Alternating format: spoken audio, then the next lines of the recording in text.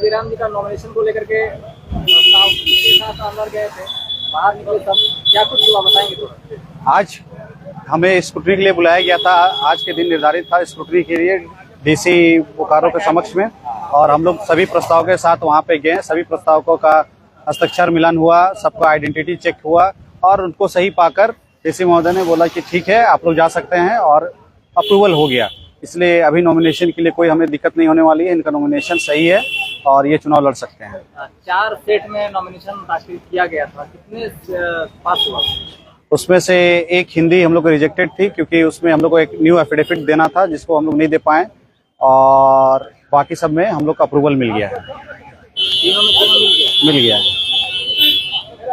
और भी उनके मामला चल रहे थे टाइगर राम जी का।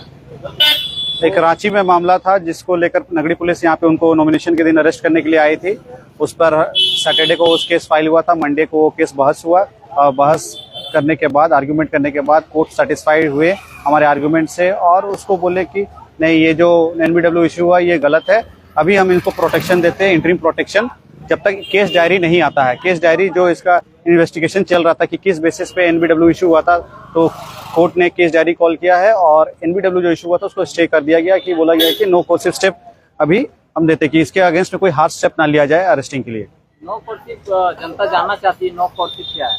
नो कोर्सिव का मतलब होता है कि किसी तरह का कोई केस है जिसमें हीनियस ऑफेंसेस होते हैं, तो उसमें पुलिस प्रशासन को अगर कोर्ट के द्वारा नो कोर्सिव दिया जाता है तो उसमें अरेस्ट करने का तो वो पावर खत्म हो जाता है उस दौरान, जब तक वो केस पेंडिंग है।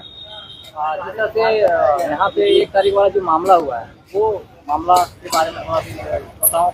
हाँ, 1 तारीख को हम लोग नॉमिनेशन करने के लिए सब चीज सारा चीज रेडी हो गया था। सभी लोग दूर दूर से लोग यहाँ पहुँच रहे थे, तो हम लोग को रात लगभग 12 बजे के आसपास में एक नया केस के बारे में जानकारी हुआ।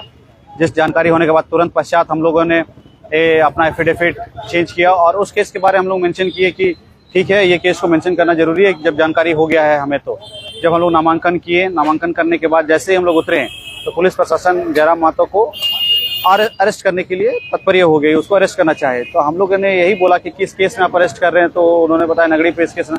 तो हम लोग बोले कि इस केस के बारे में तो हमें कोई जानकारी नहीं है, किसी तरह कोई नोटिस नहीं मिला है, किसी तरह का कोई 41A का नोटिस नहीं आया, कोई सम्मन नहीं भेजा गया, कोई बिलेबल वारंट भी नहीं इशू हुआ, डायरेक्ट आप NBW इशू कर रहे थे। कहीं ना कहीं ये गलत है, और गलत है तो हम लोगों ने न्यायालय का सहारा लिया। न्यायालय का सहारा लेने के बाद कोर्ट ने इसे स्टे कर दिया गया। जिस तरह से देखा जाए तो लोग ये कह रहे थे, और आप खुद एक वकील भी हैं, तो जानने का प्रयास करेंगे कि 100 मीटर के दायरे में अरेस्टिंग नहीं हो सकती है। यही कारण रहा है कि टाइगर जयराम जी के हाथों में हथकड़ी नहीं पहनाई गई। हाँ, ये सही बात है कि जब नॉमिनेशन कोई कैंडिडेट भरने आता है तो उन्हें नॉमिनेशन करने दिया जाता है। नॉमिनेशन वो कहीं से भी कर सकते हैं, अगर DC ऑफिस से भी कर सकते हैं, अगर जेल चले गए तो जेल से भी कर सकते हैं, उनका कोई दिक्कत नहीं आएगी। लेकिन जो दायरा होता है उस दायरे में नहीं कर सकते हैं, और जैसे बाहर निकलेंगे वो तो अरेस्टिंग करके ले जा सकते हैं, उससे कोई दिक्कत नहीं। राम जी को लोग लगातार बोल रहे थे कि फरार हो गए हैं, क्या सच में पहले गिरफ्तार हुए थे? नहीं, वो फरार नहीं हुए हैं, वो आप लोग के बीच में आएंगे, जल्दी आएंगे। और वो 1 तारीख को पूरा भ्रम फैलाया गया है कि टाइगर जयराम जी गिरफ्तार कर लिए गए हैं। अगर गिरफ्तार कर लिए गए हैं तभी तो फरार हो गए, तो गिरफ्तार हुए थे कि नहीं हुए थे? इसका तो मुझे खास जानकारी नहीं है कि गिरफ्तार हुए थे या फरार हुए थे या उसे भगाया गया था या वो क्या किए थे।